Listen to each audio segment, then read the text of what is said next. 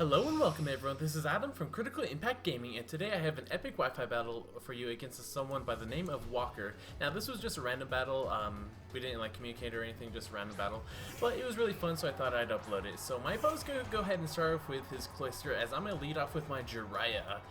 Definitely one of my favorite characters in all of Naruto, such a boss. RIP. So obviously he's going to want to set up his Shell Smash because he probably doesn't think I have anything for it, which he's almost right, but I have a couple of things. First off, I'm going to go for that Fake Out just to break his obvious Sash. Well, I mean, it could have the white hair, but it's most likely Focus Sash.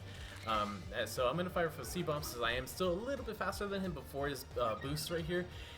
Unfortunately, it does not KO just because of Cloister's pure massive defense stat. So yeah, he actually does have the white herb, so I thought it was kind of interesting if the Fake Out plus C-Bomb combo did do just a little bit more damage, then he wouldn't have even had any chance to set up with Cloister. So now he's gonna go ahead and go for the Icicle Spear. I'm thinking, okay, what's my most expendable mon? I definitely want my my Galarian Corsola to stay alive for a little bit later on. So I don't want it to be taking too much damage. So my most expendable mon really is my Kling Kling right here. Look, it's so expendable I didn't even give it a nickname. God damn it! But on the off chance that he misclicks or something, I'm just gonna go ahead and go for a Gear Grind, I think, or no, Wild Charge. Okay, Wild Charge right here. But I mean, misclicks are kind of rare, so yeah, it's whatever, really. But yeah, he's gonna take me out with I think 4 hits, or no, three hits with a critical hit right there. That kind of sucks. That's very unnecessary. A little bit of salt in the wound.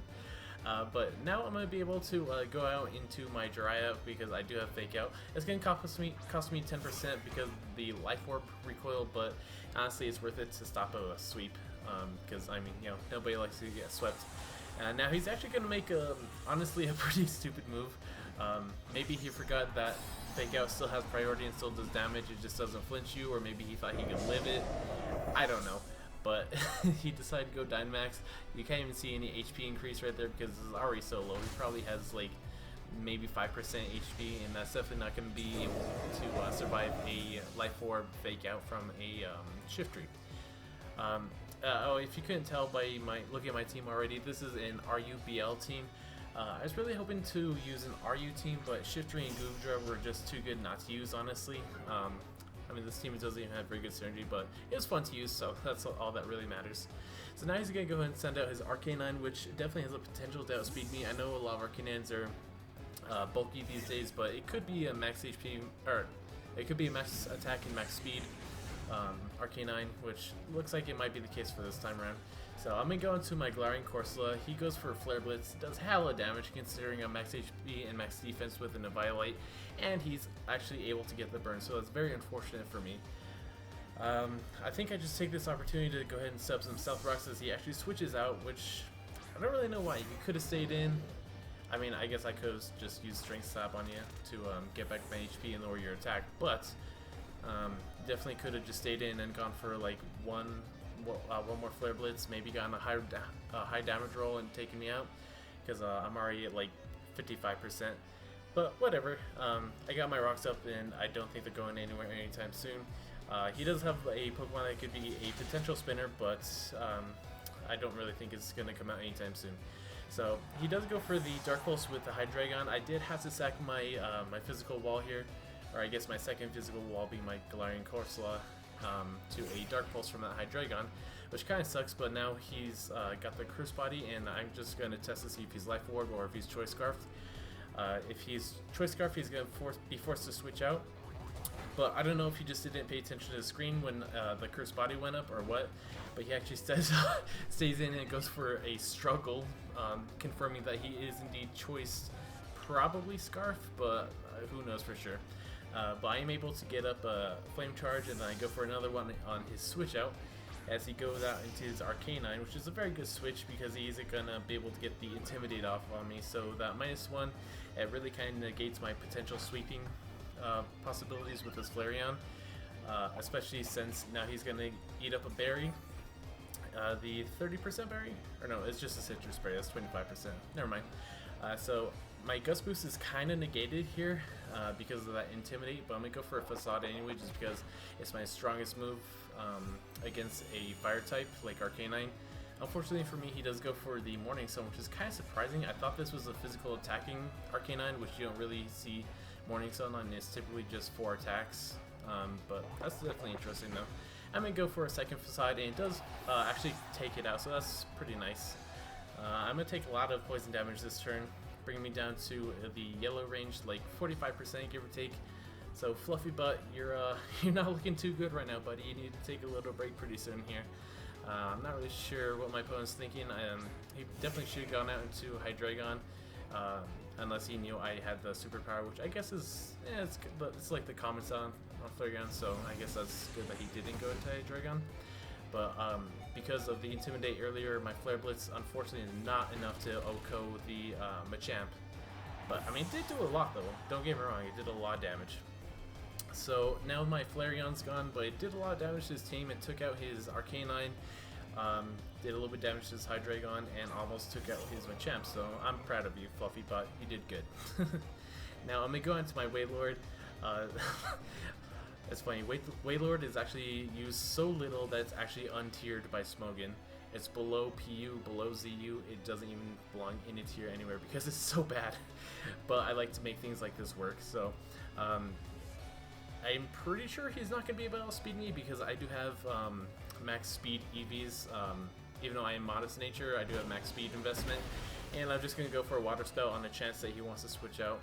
Definitely could have gone for a Hyper Voice, Scald, or Ice Beam, but I just wanted to get my strongest move off just in case he did switch out. Now I actually sped this up ×6 because he straight up took like 35 seconds to make a turn, so I apologize if this looks weird. So he's gonna go into his Ditto. Of course it's gonna be Imposter. Why would you bring a Ditto if it wasn't Imposter, am I right? So now we got 2 Mr. Blowholes out on the field, and things are looking weird because these are straight up 40-foot whales and these children are bigger than them. So I mean, come on Nintendo, get your size comparisons right. This Wailord should have been the size of a Dynamax Pokemon, really. Like just in its natural size. I don't know what it would look like if it were Dynamax after being that size, but I mean, come on, you could have made it at least a little bit bigger, like in Pokemon Battle Revolution. That was definitely one of my favorite Pokemon games. It's so much fun. Now, I'm not going to lie, in hindsight, I probably should have sped up this turn a little bit too because my opponent's really just taking up a lot of time against this Wailord. But he does finally make a move. He goes for the Scald right here. It doesn't really do too much damage. I am actually locked into the Water Spout. If I didn't mention earlier, I am Choice Specs. And even though I do take some damage, I am able to bring him down to right around like 5 or 10%. So I can take him out with literally any move. I could Rapid Spin KO if I wanted to. I've done that before. I've used Donphan to get a Rapid Spin KO up against a paralyzed Salamence back in Gen 5. It was so funny. But now I'm just going to go into the goons because I have a couple of 100% accuracy moves being Bolt Beam, and I really just can absolutely sponge these hits. He's not Choice Specs, so he's not going to be outputting the same kind of damage that my Wailord would be doing, which is good for me. And I don't know, I just want to save Wailord, I guess, you know, save the whales. Now, not gonna lie, he definitely should have utilized his Ditto a lot better than that because I still have a couple of big threats on my team left over, and he only has his Hydreigon at the time he had Ditto, and he has one more that has yet to be revealed. But he definitely should have utilized that Ditto a little bit better. So now I'm pretty confident I can take a Dragon Pulse. Not sure about a Draco Meteor, but Dragon Pulse I should definitely be able to take, even if it's Choice Specs, because I have max HP and Assault Vest. So I'm able to just take him out with an Ice Beam because I don't want to miss with my own Draco Meteor, because that's definitely happened to me before. You know, I survive a hit, go for a Draco and miss, and lose the game because of it. So I didn't want to risk that. I'm going to go for an Ice Beam again, hoping that he doesn't KO me, or maybe he misses a Power Whip or something like that. Even if he does take out my Goodra, I still have 2 more Pokemon on the back. He's going to go for a Trop Kick, which is actually kind of surprising. I've never heard of that move before. I only ever see Power Whip on Serena. So, I mean, he's going to get the GUI, so he's going to get -1 speed, and that definitely does allow me to go back to Mr. Blowhole and fire off an Ice Beam for game. So that was a very fun game. I definitely enjoyed it. I hope you guys enjoyed it too. If you did, make sure to like, comment, and subscribe, and have a nice day, everyone. Bye.